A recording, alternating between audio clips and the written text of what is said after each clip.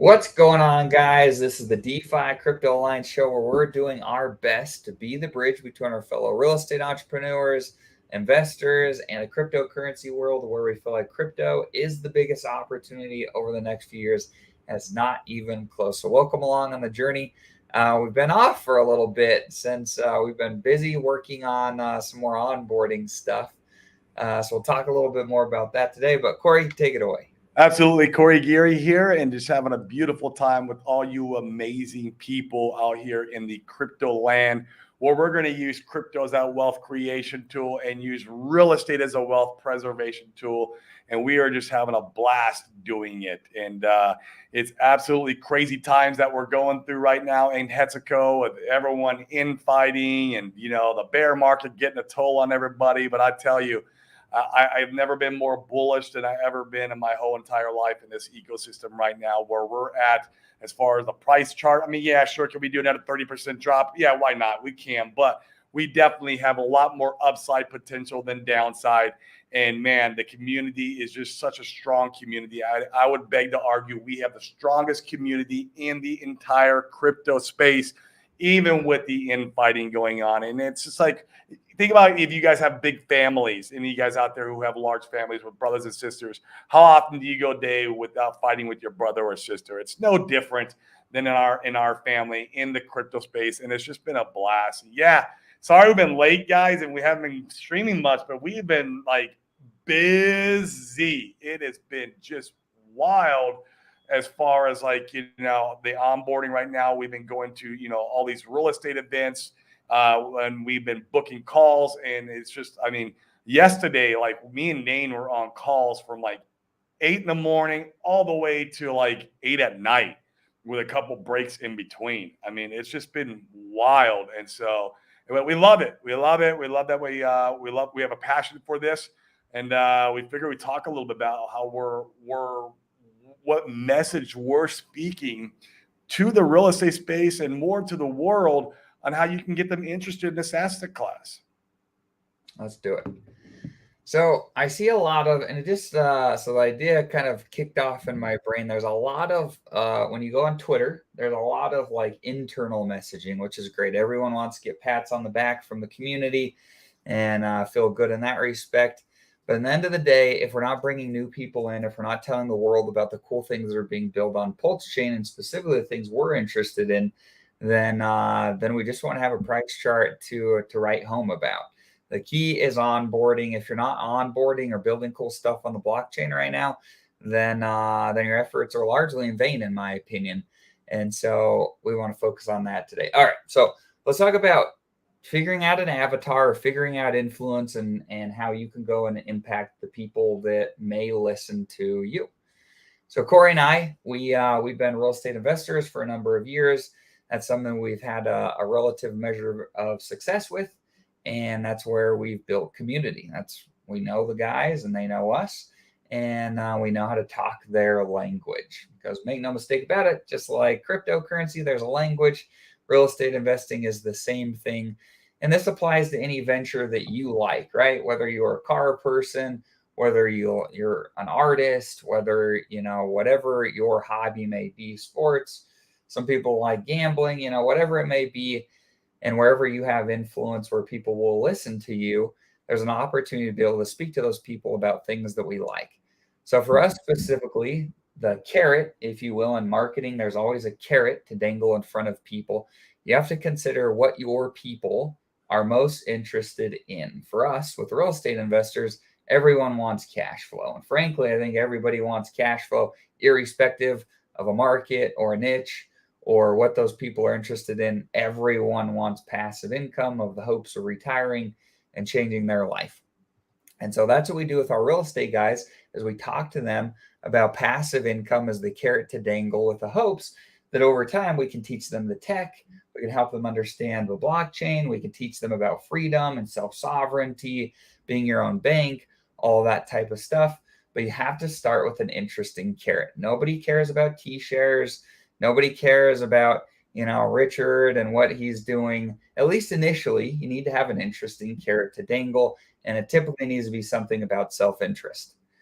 And so let me show you guys here what I think is arguably one of the most sticky frameworks to talk to people about in the hopes of showing them a better path forward in their life and giving them real hope to be able to change things in the future. And make no mistake about it, everyone wants hope, especially right now. I think that sentiment in general, there's a lot of uncertainty and fear out there with wars ongoing. You guys have seen the videos, same as I have, with looters, with political unrest, things of that nature. People need community and they need hope. And so let me go ahead. Okay, I pulled it up. Let me share my screen. So I think one of the best value adds, one of the coolest things that we can talk about specifically is some of the things that are going on PHUX, and particularly the stablecoin pools. And the reason that I think these are really cool value adds and interesting things to talk about to people right now is nobody is getting somewhere between 11 and 43% on their dollars anywhere else in the world. You can't get that with bonds, you can't get that with CDs, you can't get that in your checking or savings account. Nobody is getting that. Another reason that I like this is not only is not anybody getting that, but it's also a relatively conservative play that anybody could come in and utilize to be able to test things out, to be able to use crypto in a way that they could at least start getting their feet wet and getting a feel for how the system works. Because I think once you could give people a little bit of a taste, it's like, in fact, I think about when I was in college, a lot of the time the cable provider would give us free cable for the first like month in college because they knew that once we had a taste that we'd want to keep it coming. And so most of the time we'd opt in and pay for cable for the rest of the year because they'd given us a taste. And so you can come in, you can give people a taste of cryptocurrency, of real yield, real revenue generation and passive income, and something relatively conservative with the stablecoin pools. Talk to them about passive income and start their educational process there. So this is a really cool, very sticky thing that I think just about anybody that's interested in changing their life for the better and making a little bit of money will have interest in. What are your thoughts, Corey? I agree 100%. It's quite fascinating that we have something like this with stable coins.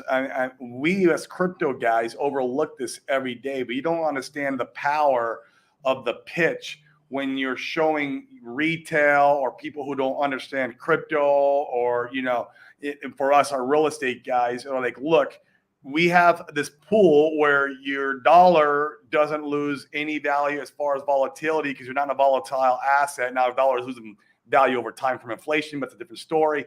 But you're not losing value from the marketplace. Your dollar is just pegged to a dollar, and you're able to generate this passive income inside PHUX. And let's not overlook these simple onboarding tools, because then once they get, like Dana pointed out, you get a taste for that, then they're gonna be like, okay, well, what else you guys got going on in here? Like, what? This is kind of cool. I see that I have this PHUX token flowing into my wallet, and it's just off of my dollar. This is quite exciting, and I can sell this and put it into real world dollars in my bank account. I can compound it, whatever it is you want to do with it.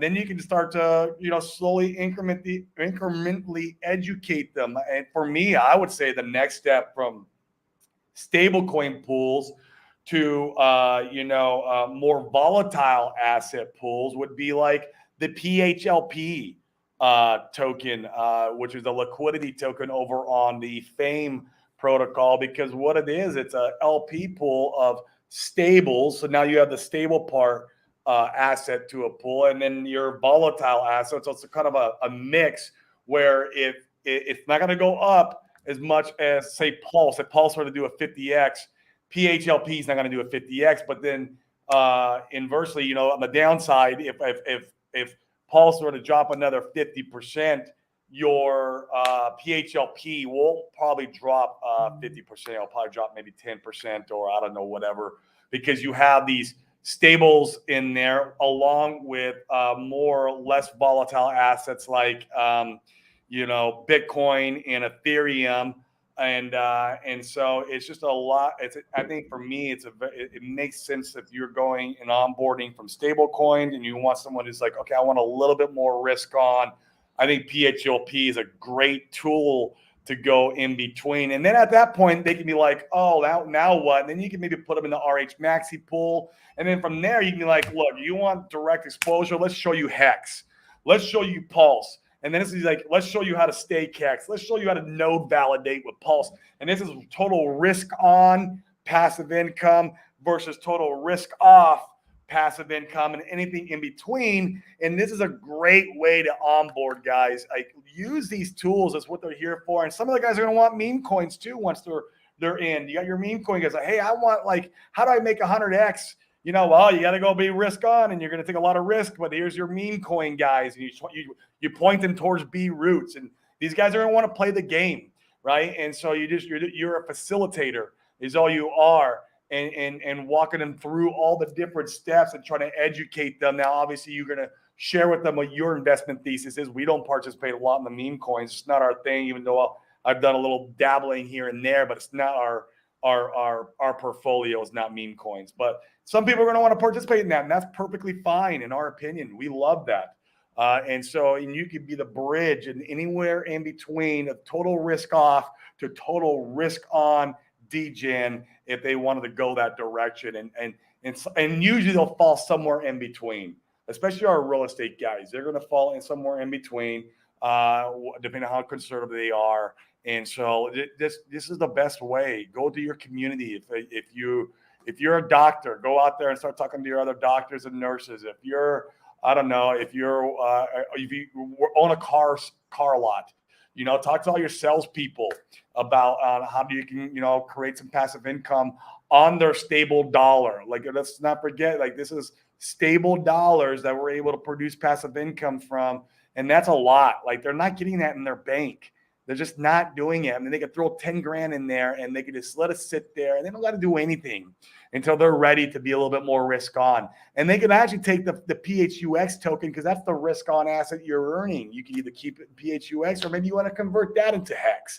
Maybe you want to convert that into Pulse if they don't have any other exposure inside the ecosystem. There's just so many ways to skin the cat from this standpoint, but you're coming from a place of, very low volatility and huge upside in passive income.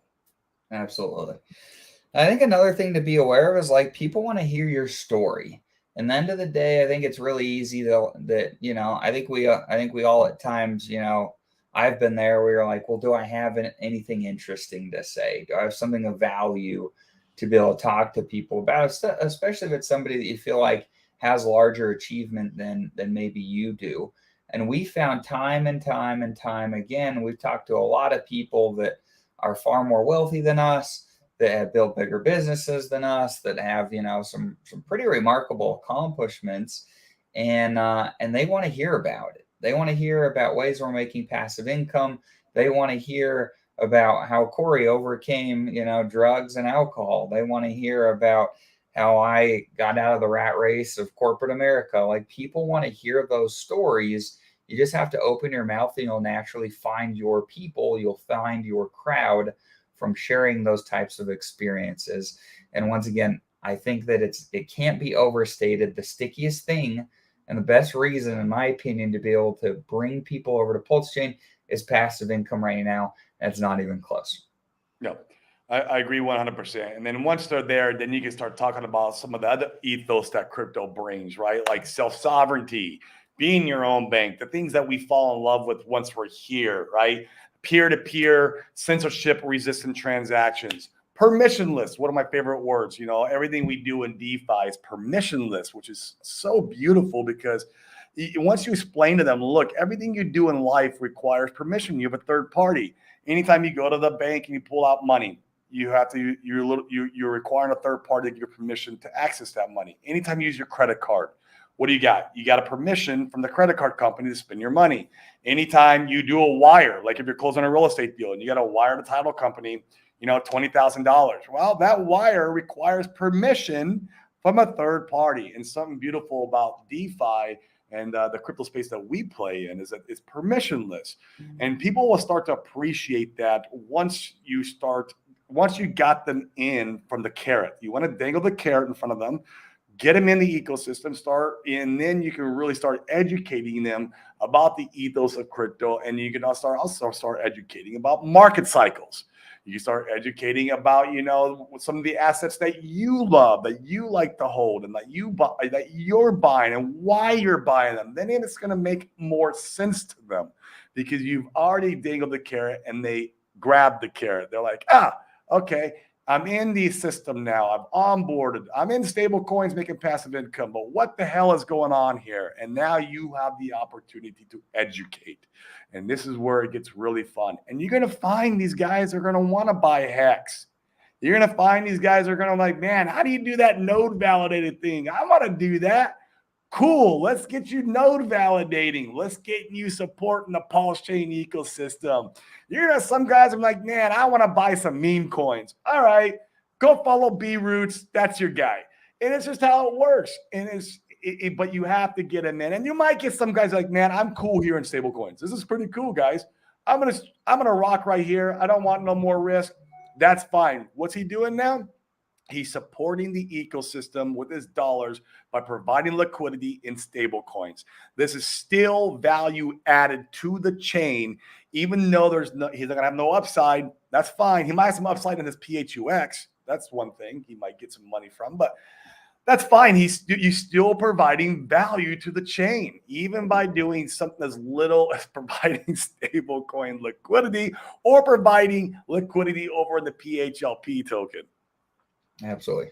Once again, the key is bringing people to the ecosystem that aren't here yet.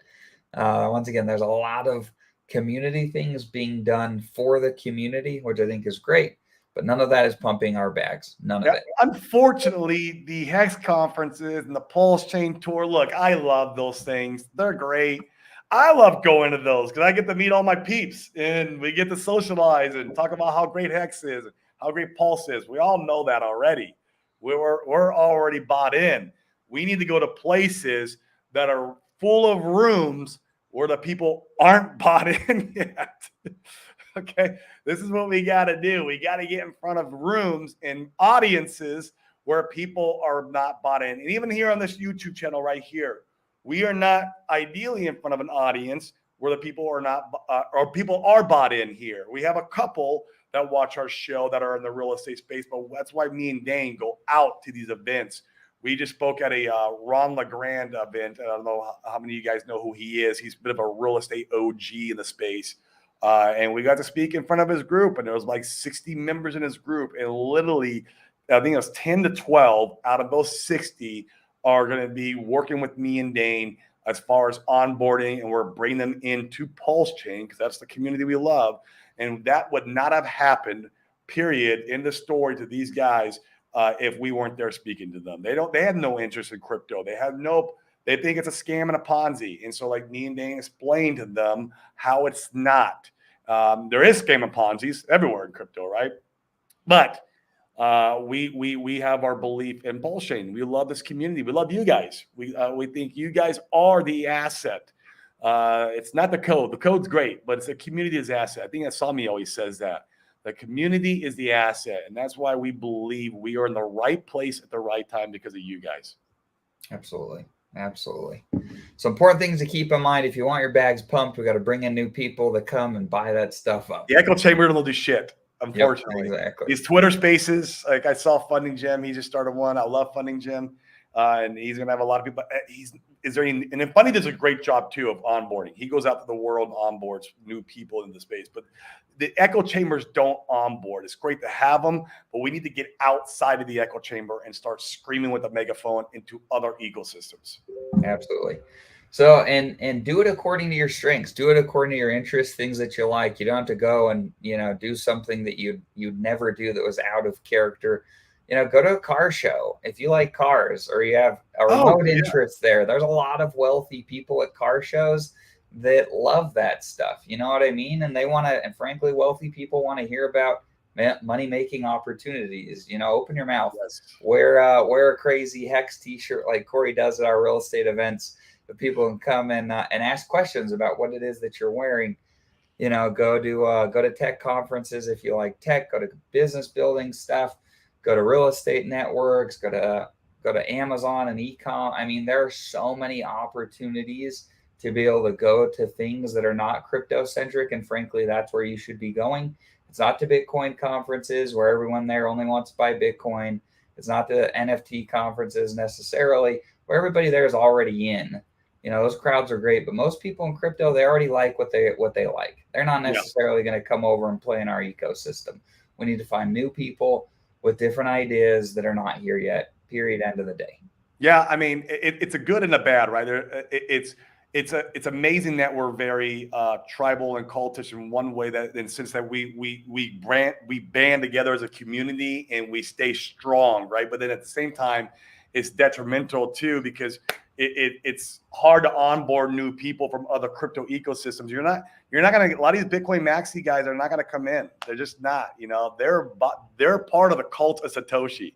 That's just how they're bought, that they believe in that. And that's their only way. And that's why they hate Richard. And that's why they hate Hatzikins, because it's like, it's out of their echo chamber and what they believe in. But man, when you go to a no coiner and you tell him about Hex, he's not going to be like, oh, Hex is a scam. Oh, Richard Hart's a scammer. You're not going to hear that out of a no coiner's mouth.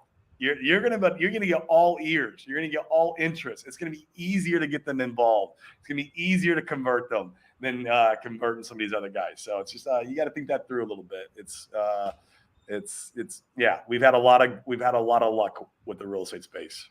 Absolutely. Cool. Let's talk about Sloth is here. What's up, Sloth? Sloth really opened our eyes up to the PHLP stuff. Why don't we talk a little bit more about that? I think I touched on it. Let's dive into it, man. It's a great. Let's get into that more. Let me go ahead and share my screen again.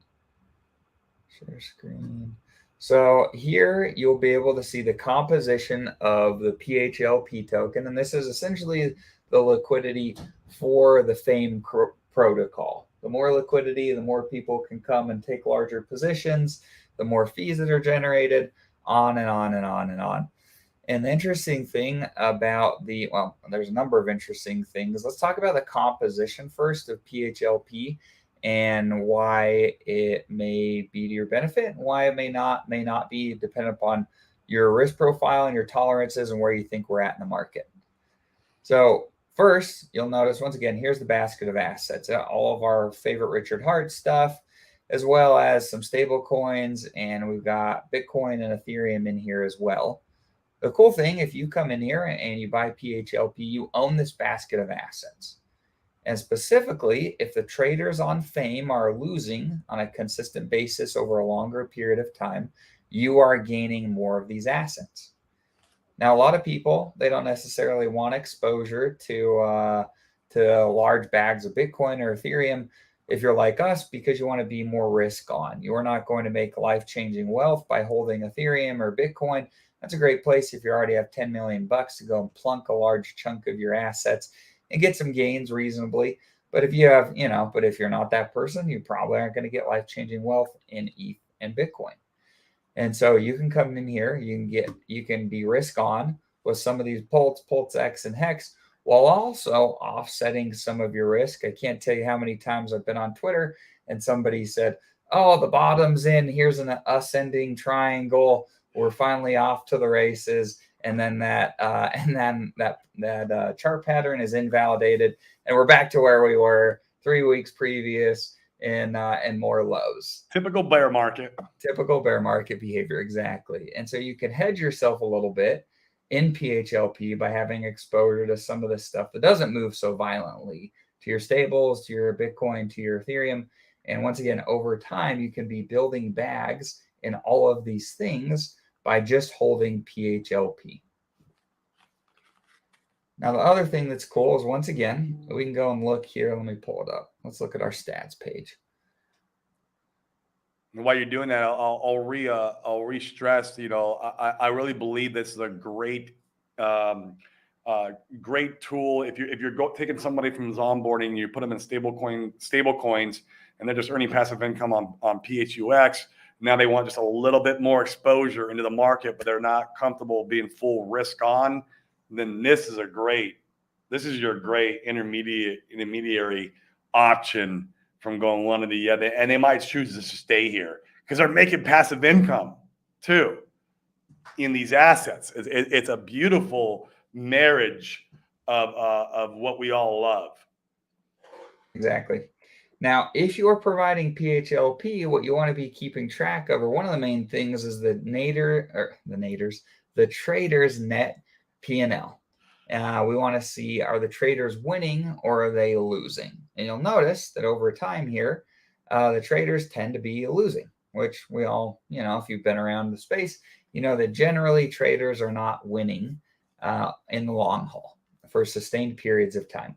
Now you'll notice here they won a little bit over a few days here, but for the most part they've been in the red. And if they're in the red, or you're the one, if you're holding PHLP, not only are you earning fees, you're earning 60% of the platform fees from people going long or short on positions, but you are the ones that are exclusively earning the liquidations. So when somebody comes and gets liquidated, you are the beneficiary as somebody holding PHLP. And that's why the APRs right now can be so high. So if we go and we look at, let me pull it back up again. Oh, I wasn't even showing the right tab. Dang it. Hold on. Oh, there. Yeah. Okay. Now you guys can see what I was looking at the whole time. All right. So here's the trader's net P&L right here. You can come here by just going to fame.io, and then there's the stats that you can click on at the top, and you can come down here and see, more recently there's a giant red day. You crushed it if you were a PHLP holder because you reaped the rewards of all the liquidations from this event and all these other ones over here. All right. Now, not only that, but let's look at right now.